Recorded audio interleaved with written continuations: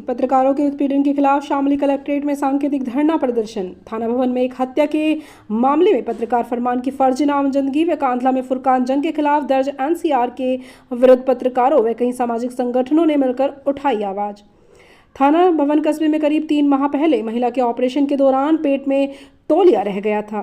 इस वजह से 2 पक्षों के बीच हुए संघर्ष में एक व्यक्ति की मौत हो गई थी। वहीं कवरेज करने वाले पत्रकार फरमान की भी फर्जी नाम जिंदगी कर दी गई थी। वहीं से पत्रकारों में रोष पनप रहा था। हालांकि पत्रकार के पास भी सभी एविडेंस मौजूद हैं जिसमें पत्रकार फरमान बेकसूर है। इस तरह से कुछ दिन पहले कांधला में भी फुरकान के खिलाफ एक फर्जी एनसीआर लिखी गई थी। दोनों ही मामलों को लेकर शामली कलेक्ट्रेट में पत्रकारों का एक विशाल धरना प्रदर्शन हुआ। इस धरने में journalist association of India Shamli जिला अध्यक्ष समेत कई अन्य पत्रकारों व सामाजिक संगठनों की ओर से समर्थन मिला।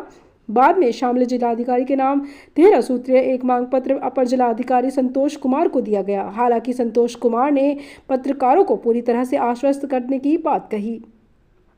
पत्रकारों का कहना है कि यदि यहां न्याय नहीं मिलता तो आगे की रणनीति तय की जाएगी। पीड़ित पत्रकार फरमान ने अपनी व्यथा सुनवाई रोते हुए कहा कि वह गलत रूप से फरारी काट रहा है और यदि उन्हें 3 दिन में न्याय नहीं मिलता है तो वह परिवार सहित कलेक्ट्रेट में डीएम ऑफिस के सामने आत्मदाह कर लेगा।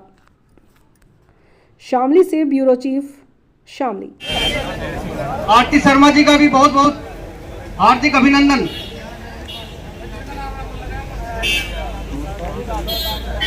जाना से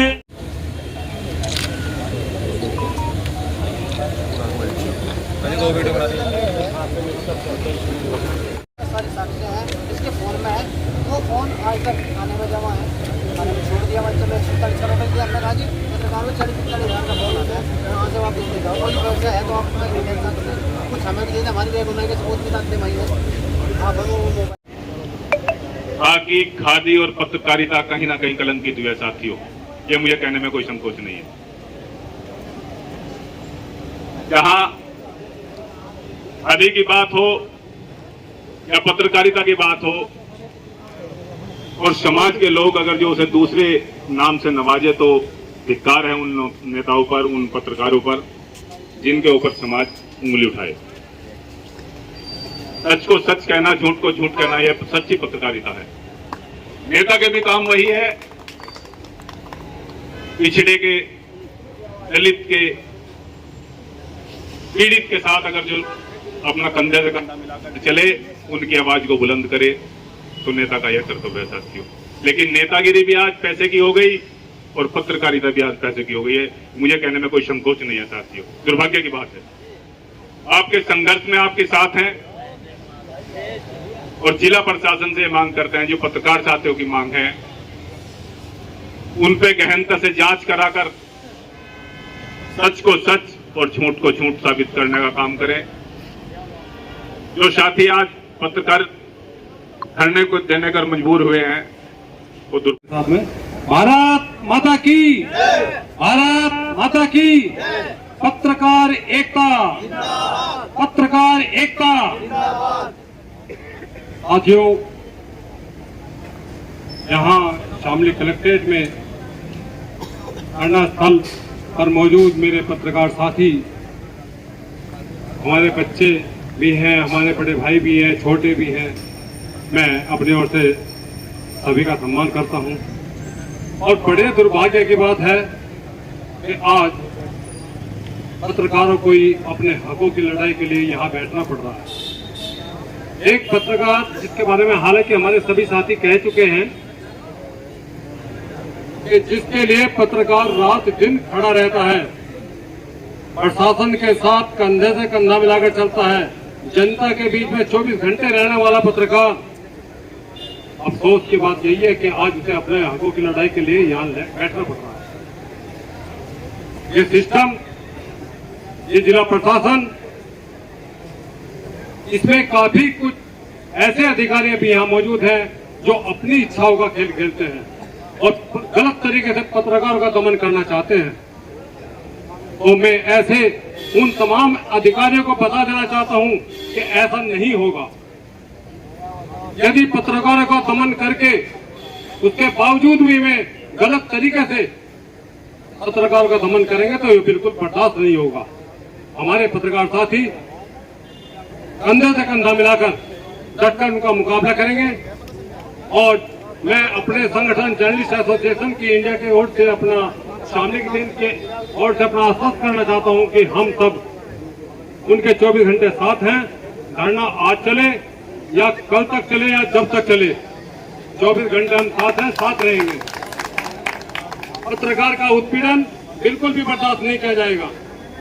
मुझे बता दो, हम दलितों की आवाज उठाने वाले प्रशासनिक कार्य में और आज उनको फिर धरने के लिए बैठना पड़ रहा है। और अधिकारियों को ध्यान देना चाहिए और पत्रकारों की उन आवाज को सुनना चाहिए। लोकतंत्र का चौथा जो स्तंभ है उसको बचाए रखें। साथियों, एक बात और कहना चाहूंगा कि यदि जांच के नाम पर सही कार्य हो जाए, सही जांच हो जाए, तो निश्चित रूप से जो हमारे समाज में भ्रष्टाचार है वो खत्म होगा।